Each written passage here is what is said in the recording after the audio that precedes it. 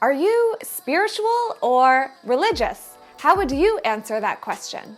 It's Anita Wingley of Faith Strong Today, and let's look at how faith and spirituality shapes our lives and society.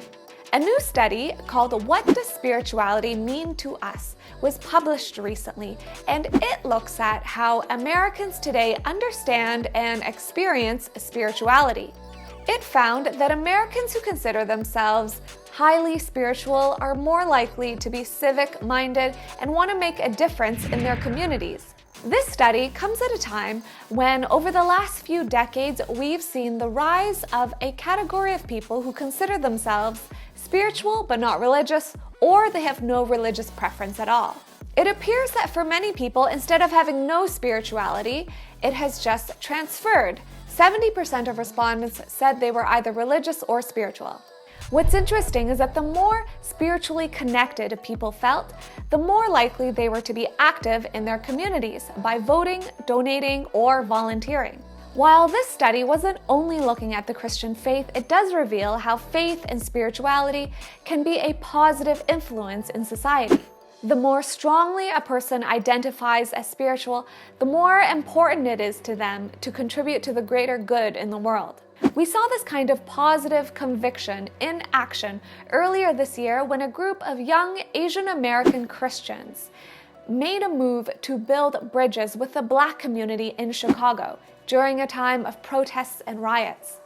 A group of more than 1,000 believers gathered together to march from Chicago's Chinatown into a predominantly Black neighborhood, crossing an unspoken border that normally separated these two minority communities. The group was led by millennials and Gen Z Asian American Christians who wanted to seek racial justice and reconciliation in their community. Another study came out earlier this year that reveals this shift in how spirituality and faith in America is practiced. Barna found that nearly half of Christian millennials believe that evangelism is wrong. They believe that it's wrong to evangelize in order to influence the thinking or beliefs of another, because these kinds of actions, which are trying to shape another's morality and faith, can be seen as judgmental or domineering.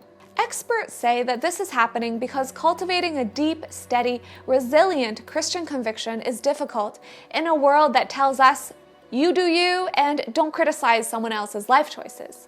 However, millennials still believe that being a witness is an important part of practicing their faith. It just looks different these days. The amount of information available to us now on religion, faith, and spirituality can be confusing to sort through. Over on faithstrongtoday.com, we published an article for getting something meaningful out of Bible study. Now we'd love to hear from you. Do you consider yourself spiritual, religious, or faithful? And what do those words mean to you? Let us know in the comments.